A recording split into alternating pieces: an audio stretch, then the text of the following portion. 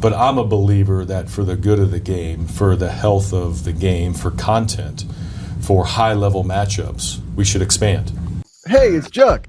We are not bemoaning the noon kickoff. We are now owning it. It's a badge of honor. We're the lunatic fringe that defines our coach's legacy when it comes to this game. They don't get to define that outside the family. We're cut from a different cloth. For Ohioans, he's got it all, man. He's even got the jaw. You know the jaw. You see that jaw, and you're just like, yeah, man, that's a dude. Do I want Michigan to beat Oklahoma? No way in hell. I don't know what world I'm living in. This is insane to me. And if you saw my outburst, I apologize. It's showtime now. It is showtime. Welcome to Juck on Bucks, my friends. Ohio State's athletic director, Ross Bjork, not been on the job just barely over a year now. Ever since he took over from Gene Smith, he has made it pretty apparent that he is interested in putting himself out there at the forefront as one of the most public, in front of the camera athletic directors in all of college sport.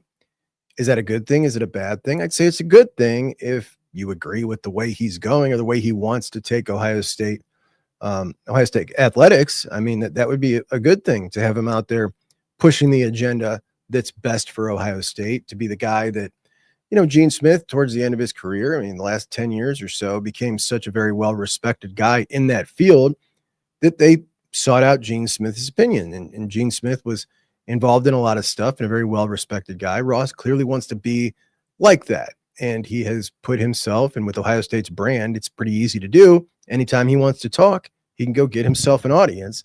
And he's taking full advantage of that. But let's go back, look at his track record so far. Things that people have liked, things that people have not liked, mistakes maybe he realized he's made, because he went out yesterday and put himself out in front of something. And before I get to that, I just want to hit on where we're at so far with Ross in year one. So the first thing he did that kind of caught a lot of people's attention was put that $20 million roster figure out there last year, which became a talking point as a way to devalue and discredit Ohio State's football team the entire year. Ryan Day didn't like it. It served absolutely no purpose. Day felt forced to defend himself literally in the national championship press conference immediately after winning the national championship. That was the first thing, not the first thing, but one of the first things he brought up. People discrediting us for the $20 million national championship roster. And what they don't understand is we brought in very few transfers. This is a homegrown football team. And he was asked about what Ross Bjork was asked this year when he was talking about revenue share. How much are they going to give to the football team out of that $20.5 million? And he said, I'm not going to put a number to it because, as you know, those numbers can create narratives. So seems pretty clear he understands that was probably an error the first time around, putting a number on that football team as far as the $20 million figure goes. And that's fine, man. Look, we all make little mistakes as we step into something, live and learn. But a lot of people were like, yeah, he's making that mistake because he wants to be this guy out in front, constantly in front of the microphone, being at the forefront of things. And, that's a fair point too.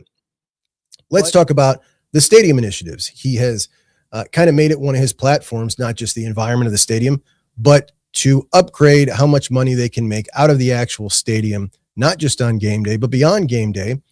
And when looking at projects like this, I think there's a pretty clear checklist you should go about.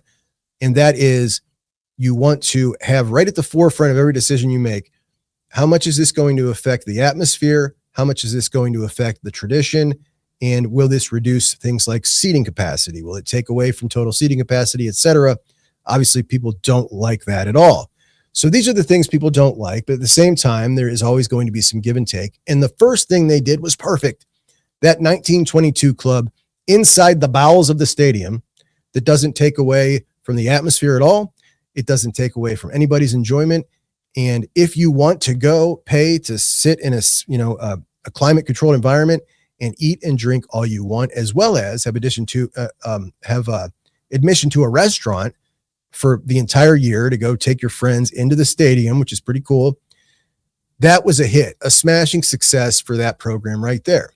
Second thing, the announced boxes down at the south end zone, 9 boxes going across where the band was formerly seated and moving the band back to the north end zone, which was met with a lot of negativity. Now, you like the band to be with the student section for sure, but when we talk about game day against Texas, the first game day with the band back in the north side, they had the speakers set up. And with the speakers now being set up, it felt like the band was right next to me and I was at the top of the stadium.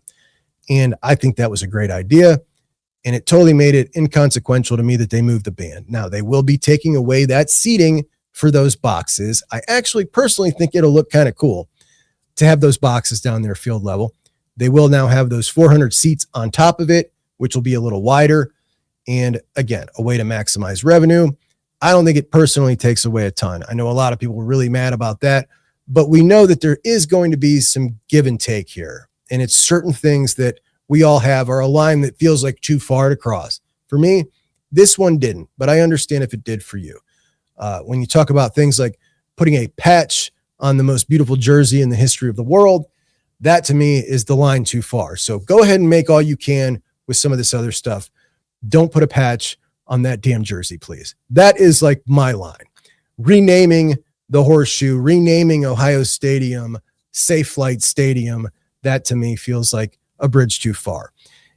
That's probably coming. We know that's probably coming, but I don't think that we have a lot of power, more power than a lot of people think as Ohio State fans. I don't think that just, laying down for all these things, well, it's coming anyway, so be it, is the way to go about it. And we've seen our power in the Big Noon stuff. And let's talk to that because Ross heavily involved in the Big Noon.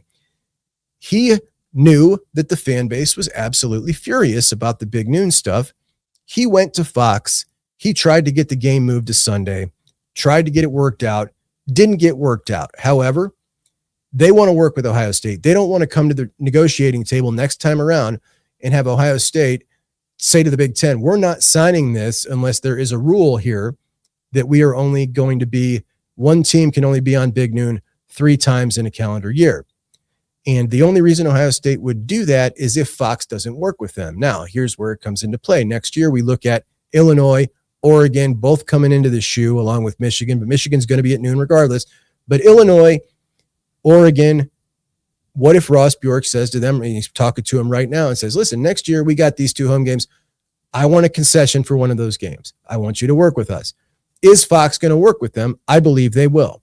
And I believe we're going to see one of those games in prime time and not be held hostage to this thing for the duration of the entire contract. And that, in a lot of ways, stemmed from the voice of the fans. So fans aren't powerless in this. They drive the dollars. Everybody knows that. I don't think there's some big screw you, we're going to do what we want. It does feel like that at some points. I understand some of you guys think that, but this is also a guy who really wants to be embraced. He wants to be part of the family. He wants people to like him. He's a human being, right? So in addition to that, when we look at the stadium initiatives, it's very clear that he wanted the stadium to be better. He wanted the atmosphere to be better. That's something people like me and many of you have been clamoring for years and years and years.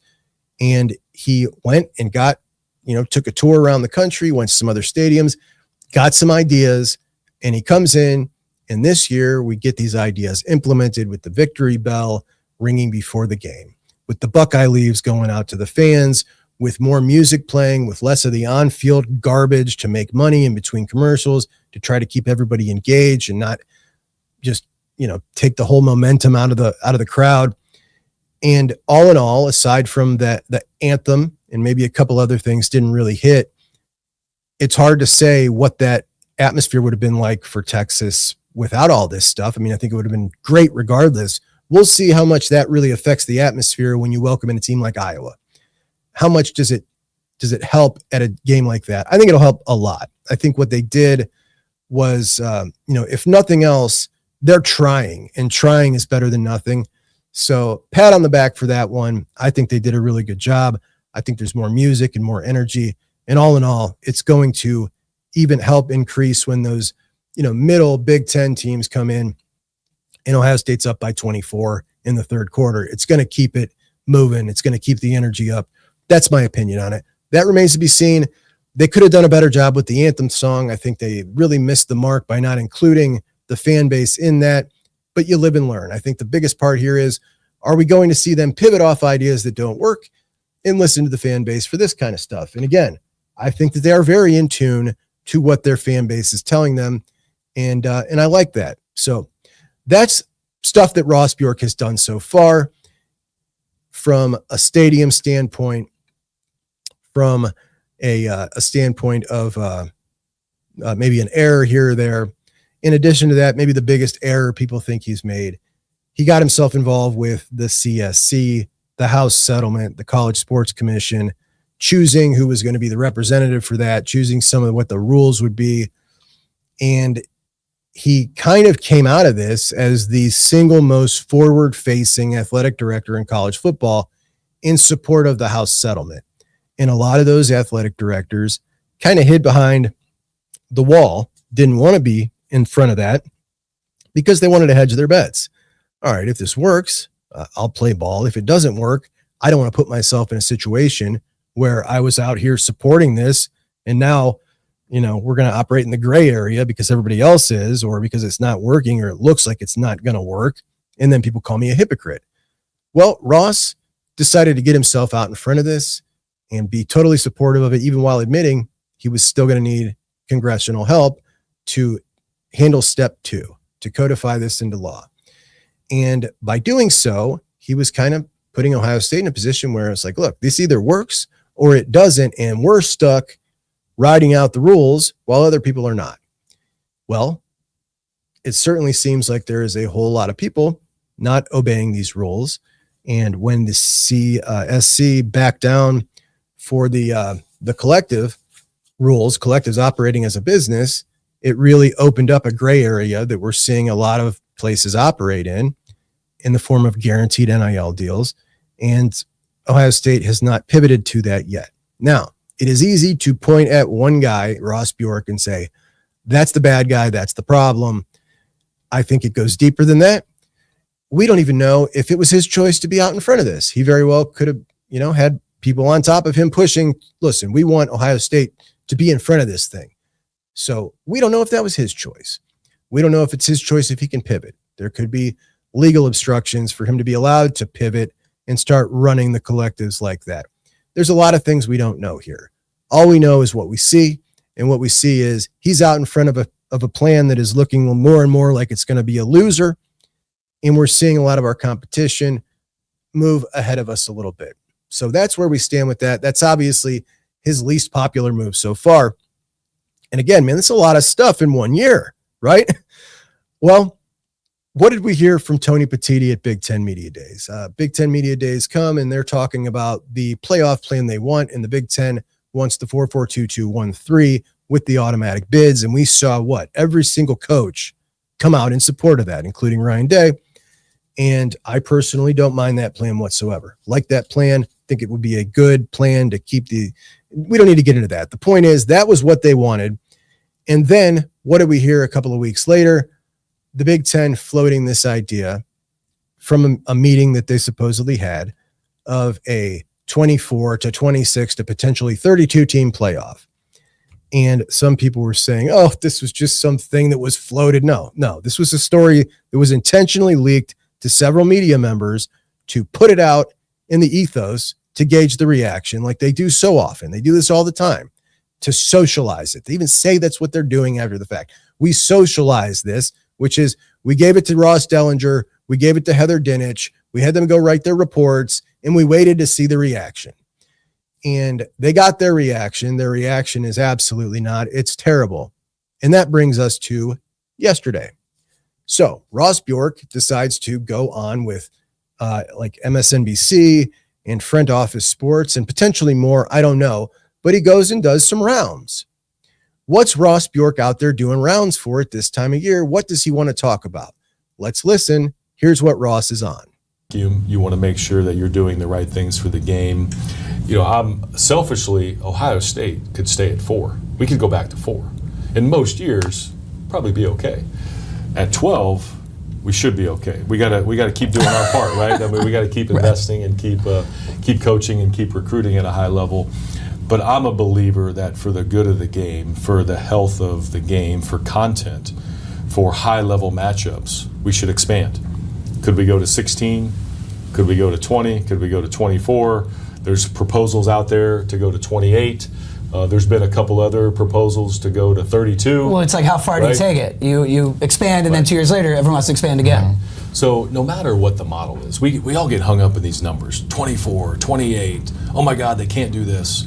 But here's what you cannot argue with. Nobody can argue with this. What's wrong with more high-level football? What's wrong with more meaningful postseason content? What's wrong with keeping the postseason alive for as many teams as possible? So to me, nobody can argue with that piece. Now, how you get there, automatic qualifying spots, how many should the Big Ten have, and the SEC, that's where everybody kind of gets hung up.